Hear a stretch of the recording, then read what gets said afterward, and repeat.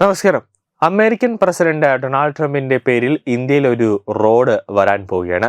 അമേരിക്കയിൽ പോലും ട്രംപിന്റെ പേരിൽ ഒരു റോഡില്ല. തെലങ്കാനയിലെ കോൺഗ്രസ് സർക്കാരാണ് ഇത്തരമൊരു ശ്രദ്ധേയമായ നിർദ്ദേശവുമായി മുന്നോട്ട് വന്നിരിക്കുന്നത്. ഹൈദരാബാദിലെ പ്രധാനപ്പെട്ട ഒരു റോഡിന് ട്രംപിന്റെ പേര് നൽകാനാണ് തെലങ്കാന സർക്കാരിന്റെ തീരുമാനം. ലോകത്ത് തന്നെ ആദ്യമായാണ് ട്രംപിന്റെ പേരിൽ ഒരു റോഡ് വരുന്നത്. ഹൈദരാബാദ് നഗരത്തിലെ പ്രധാന റോഡുകൾക്ക് അന്താരാഷ്ട്ര തലത്തിൽ സ്വാധീനമുള്ള വ്യക്തികളുടെയും പ്രശസ്ത കമ്പനികളുടെയും പേരുകൾ നൽകാനാണ് സർക്കാർ നീക്കം.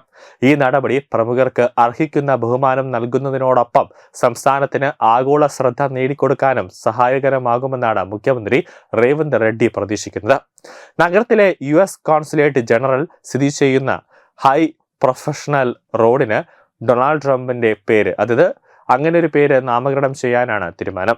ഇതുകൂടാതെ ഇന്ത്യയിലെ പ്രമുഖ വ്യവസായിയും പത്മഭൂഷൺ തേജാവുമായ രത്തൻ ടാറ്റയെ ആദരിച്ച് നെഹ്റു ഔട്ടർ റിംഗ് റോഡിലെ രവീര്യാലിയ മുതൽ ഫ്യൂച്ചർ സിറ്റി വരെയുള്ള 100 മീറ്റർ ഗ്രീൻഫീൽഡ് റേഡിയൽ റോഡിന് ടാറ്റ ഇന്റർചേഞ്ച് എന്ന പേര് നൽകുമെന്നാണ് പറയുന്നത്.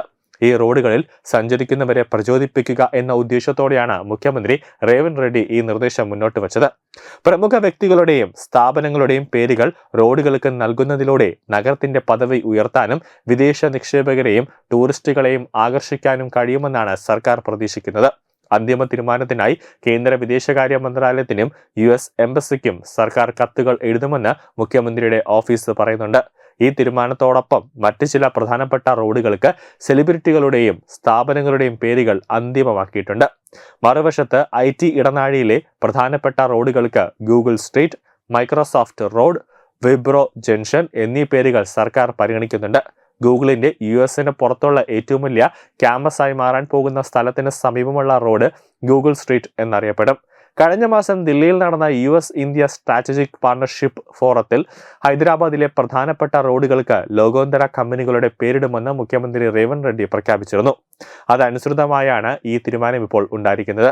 തിങ്കളാഴ്ച മുതൽ ഹൈദരാബാദിന് സമീപം നടക്കുന്ന തെലങ്കാന റൈസിംഗ് ഗ്ലോബൽ സമ്മിറ്റിന് മുന്നോടിയായാണ് ഈ പ്രഖ്യാപനങ്ങൾ ഉണ്ടാകാൻ പോകുന്നത്. 44 രാജ്യങ്ങളിൽ നിന്നുള്ള 154 അന്താരാഷ്ട്ര പ്രതിനിധികളാണ് ഈ 2 ദിവസത്തെ സമ്മേളനത്തിൽ പങ്കെടുക്കുന്നത്. ന്യൂസ് ഡെസ്ക് തത്വമൈ TV.